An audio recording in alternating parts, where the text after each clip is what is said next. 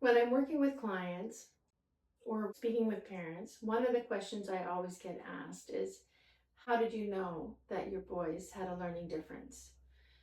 I have three boys. My oldest boy academically had no problem, was a very strong reader, started reading long before kindergarten, and has moved through the school system with relative ease. My next two boys both have dyslexia, and thankfully, thank goodness, because of educators we worked with, we were really lucky. My son's dyslexia, the second son's dyslexia, was identified as early as preschool. They didn't call it dyslexia then, but they knew he had a learning difference and that he was struggling. So we could enter kindergarten, grade one, knowing that we probably had a learning difference and we needed to have screening and remediation and start working with tutors. And because of that, we were also highly aware that it's familiar, that dyslexia tends to be hereditary. So if you have it in your family at all, it could be possible that other members of your family has it as well. And so my third son, although his reading was relatively strong, his output was weak. And so he had a different form of dyslexia, but we were able to identify it early and to be able to start early intervention. And what I've learned over the years, all my children are either through university or in university now, is that early intervention is key. Dyslexia robs you of time. That's the one thing we don't have a lot of when you have dyslexia. Students with dyslexia have to work 4 times harder than a neurotypical student to get the same result. So time, you're always being robbed of time. And so the more you can do earlier, the better off you're going to be. So what they ask me is, well, how do I know? What are the signs? What are the symptoms of dyslexia? And so what we often tell parents is, does your child have trouble with reading? When they're reading a book, do they have trouble? Is it slow and laborious reading? Do they have difficult decoding new words? Do you find that they see the first letter of the word and then they guess at the word? Sometimes I've seen students where they see the word ham, H-A-M, and instead of saying ham, they'll say meat, because they know those 3 squiggles on a page means meat, but they're not pronouncing the word ham. They're so clever, so very clever, but that's a sign that they more than likely have a dyslexia or a learning difference where they're not getting the information the way a neurotypical learner would. Do they struggle with reading comprehension? Can they read the page or read the paragraph, probably a page if they're in early grades, and not really understand what they're reading? That can be a sign that they're not taking the information in. Maybe they have a working memory problem. It's a different part of the dyslexia, a different area. So maybe it's not a processing problem, maybe it's a memory problem, a working memory problem. Do they avoid reading out loud? You know, if they're asked to get in front of the class, is it like, oh, they have a stomach ache, they don't want to go to school that day, you know they have to do a presentation and read out loud and they're just not happy doing that? Maybe there's something going on. I think if you have a happy-go-lucky kid, they go to kindergarten in the first few months, it's like, yay, and even into kindergarten, it's okay, but towards the end of kindergarten, the beginning of grade 1, where they're really starting to dive into reading, all of a sudden your happy kid's not a happy kid anymore. They don't want to go to school. They're just unhappy. It may not necessarily be that they have dyslexia or a learning difference, but it could be. And this is the time, this is the early stages where if their peers are moving forward and they're not progressing, there's a good chance that there's something going on. And do not wait and see. Do not do that. If a teacher says to you, well, let's just see how they progress. No. Time is against you. You don't want to wait and see. You don't want to be in grade 3 and go, I knew in kindergarten there was a problem, but I was told to wait and see. And now we're at grade 3 and they've missed these critical years of learning to read.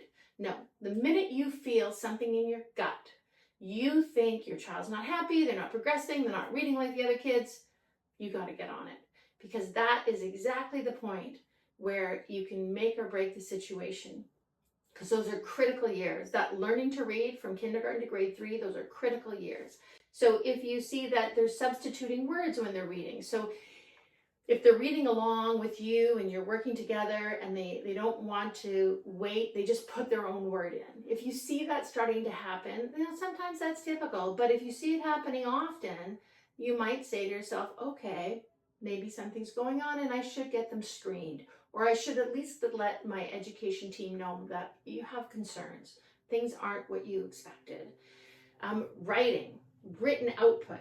So this is one of the areas where people talk about dyslexia, or students with dyslexia have trouble with reading, but often you see it with trouble with writing, dysgraphia. And so maybe they're reading, maybe they aren't, but if they are, and they can't get that information in and out and in written output, so they can't form their letters correctly, they can't write the words, they're using spelling that just doesn't make sense, or they're missing the phonetic words or the sounds, they're not getting all the sounds. What happens with these bright, phenomenal young people is, instead of putting what's in their mind, what they want to express, they go to the common denominator of what they can spell. I had a fantastic weekend with my friends became, it was good, very fun, or it was good, fun time, something like that. So if they're having trouble with spelling, if you see that their letters aren't consistent, so they have a big letter, a little letter, a big letter, and it starts going down the page on an angle, it may not be dyslexia, it might just be their motor control, but it could be. And this could be a sign that you should, maybe just watch a little closer. Are they struggling to express themselves? They know they want to get this information out, but a blank page is like a nightmare for them. That they look at this blank page and they're like, I don't know what to say. I don't know what to put in there. And you might have to guide them with some ideas, but they get stumped. They really struggle with that written expression. Speaking. So sometimes, and signs with dyslexia, because a person with dyslexia, we're all individuals. Everybody has a different way of showing, or a different experience in their dyslexia. So these are all symptoms or signs. They might have one, they might have all. You just never know. But sometimes students with dyslexia have trouble saying specific words. If they're wanting to talk about an insect that is beautiful and it flies around and it is got these beautiful wings and beautiful colors, and they know exactly what the word they want to say. They know it, they see it, they can tell you exactly, but in that moment, they can't say the word butterfly. Butterfly doesn't come out of their mouth, but they know that that's what they're wanting to tell you. Or if they say to you, the red truck that, the one that puts out fires, they know they want to say fire truck, but the word fire truck is not coming to them. So if you find like they're hesitating, saying hum or ha, or frequently have trouble like getting the words out, they sort of sit back and they don't say it, they may not have dyslexia, but they might. And this could be a sign that you could give you an indication to maybe just do a more investigation. And if they're struggling with certain words they're not pronouncing right, they always pronounce them incorrectly, even though you've told them several times how to pronounce it, and they continue to make that mistake. Maybe they're not hearing you. Maybe their processing is not working the way it should, and that could be a sign of dyslexia. Other things that you can see, other signs, are they're having difficulty remembering facts or sequencing information, have struggling tying up their shoes. They really struggle with that sequence of how do you do that? I mean, kids have Velcro shoes these days anyway, so you don't have to worry about that. But if you are noticing that they're really struggling, they really have a hard time sometimes remembering their friend's name. They have a best friend. What's your friend's name? I don't know. I can't remember.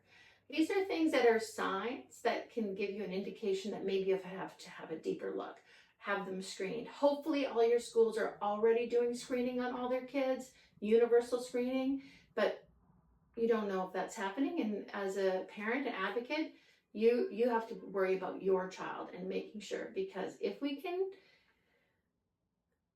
find out that they have a learning difference early, then early intervention is key. I don't know how many times I'm going to say that over and over, but the sooner we find out, the better.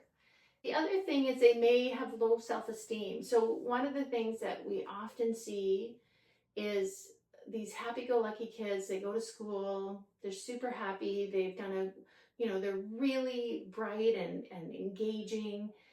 They're visually tapped into so many things, so they can remember places, they can remember pictures, they can describe things perfectly. They're clearly a bright student, and then they go to school and it doesn't feel like that, and they don't feel like that, and they know they're not doing what their peers are, and their self-esteem is starting to change. They're not wanting to go to school anymore. They're not as happy to go to school as they were. They don't feel like they're doing everything like the other kids are. And that is when you can say something's not quite right. And that's when you can work with your educators to say, I think we need to get a screening. Okay, so you've had a screening and your educator or teacher indicates that, yeah, definitely they're not at the same grade level, or they're not progressing the way they should. That's when it's really critical that you get a psychological educational evaluation or assessment. That's critical, because that is the key to unlocking so many things that you need to know about your child and supporting your child's learning. So the minute that your educator tells you that there's something not quite right, they're not grasping, they're not progressing. Progressing is the word you'll hear a lot in school. They're not progressing as they should be along with their peers. That's when either you get the school to do a psych ed evaluation, which is a huge waiting list, and it's not likely unless your child has a severe learning difference. And kids with severe learning differences, sometimes it's difficult for them, but they at least get recognized quite early on, so they get the support they need. It's the kids that have a mild to moderate learning difference that they're so clever that they just disguise it. So they memorize books, or they memorize what they're reading, so you think they're reading, but they're actually not reading, and then the problem doesn't actually appear until grade 3 or grade 4.